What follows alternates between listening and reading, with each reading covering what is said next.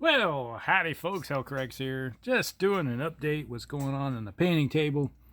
Yeah, I know it's been a while since I did a video, but over a week, 2 weeks? I don't know, somewhere in there. So it's been a while. So I decided to just give you progress, what's going on in the painting table, and an interesting topic came across from a cranky old gamer talking about Battletech and miniatures and how many's too many or how many's enough. So I'm going to discuss that here in a second. But what we got here is a bunch of Word Blake miniatures. As you remember, the ones I did before where you had the two-tone, the shadow, I think it was a 54 shadow division. Here's some more for it. They're in the same paint scheme. You know, they don't necessarily have to be Word Blake miniatures, but they can be used for Word Blake. There's no iconic emblems or anything on it to denote them as Word Blake, so you can use them at any era. But obviously, the Celestials in the back, which are these guys, probably use a pointer paintbrush. We got those in the back here. Those three are definitely Word Blake miniatures, so yeah, they kind of get stuck in, have to be Word Blake. But the rest of them are not. And I do have a few extras here. Different stuff. We got Warhammer 2C. This is for my Clan Wolf. We got another Clan Wolf Mad Cat. And you probably will see him in a video next week or so when we discuss what's coming up as the Mercenary Thoughts from Inner Sphere. We'll be talking about the Mad Cat, aka Timberwolf. So, and then we got this Hostel here, that going to be part of the Westlow Rangers mercenary company, so that's going to probably be the last of the Westlow ones. And then we got a whole bunch of infantry, you know, little bitty things. 6mm infantry. It's pretty small, as you can see. They're really itty bitty things. Same as epic scale, if you ever looked at my epic stuff. So these could be used in epic if you wanted to, which is why I used epic miniatures for so long. Now, most of these belong to my brother, so these I'm painting up for his Word Blake forces for our campaign coming up.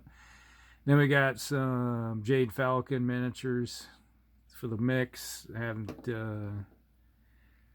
finished putting any base coat on them, so the time will come when they'll get some base coat. And then I got a base coat on these guys. These are the lambs, so they're going to be two-tone and with some green highlights on them. So those are Phoenix Hawk lambs, and then this is the Wasp lamb. So I'll get that done here sooner or later. First of all, it's going to take care of all these. Now, back to the question that Cranky Old Gamer put out, which is an interesting upcoming channel. So if you're here for Battletech stuff, go over to Cranky Old Gamer. Now he is starting to do Battletech stuff, so he's got some good topics and stuff for kind of new into it and some of his discussions. So, but when's enough's enough? I don't know. I've been playing for 30 years now, or over 30 years, and I just keep adding miniatures here and there. You know, I just went to Gen Con and I picked up probably 12, 15, somewhere in there, more vehicles to add to my collection. So it's one of those things where if you like playing different types of scenarios or campaigns, you know, it's like I try to block things up into different groups. So I'll build a mercenary unit or a House Davian or a House Karita, House Steiner. You know, you just keep working on building stuff, and you have opposition forces. So if you are playing a game where it's like, oh, we're going to be attacking this Karita planet with my mercenaries, so obviously I got a lot of Westlow Rangers, and so you use those guys as your force, and then an opposition force might be some other type of militia unit or something of that nature. It's in a different color. So I always like put everything into color blocks of for that house or unit.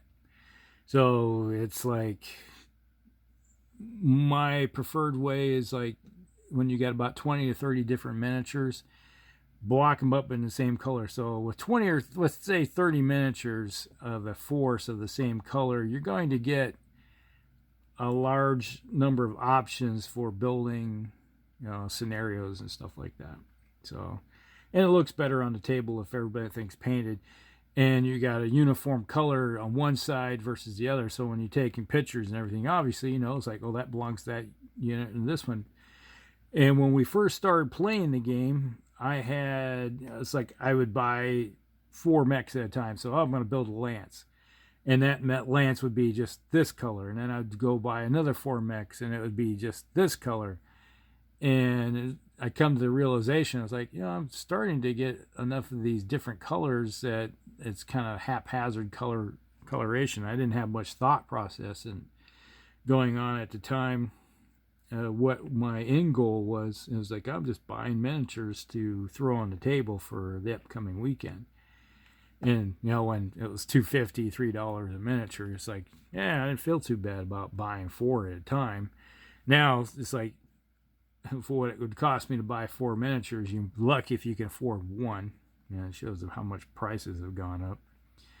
But, think about what you're planning on doing with them, and then paint them up. And I've always said, miniatures that are painted nice or look halfway decently fight better for you, because they have pride themselves. There you go. So that's pretty much the update and a little bit of topic discussion for the night. And if you got anything you want to talk about, put it down below, and we will talk with you later. This Hellcracks out.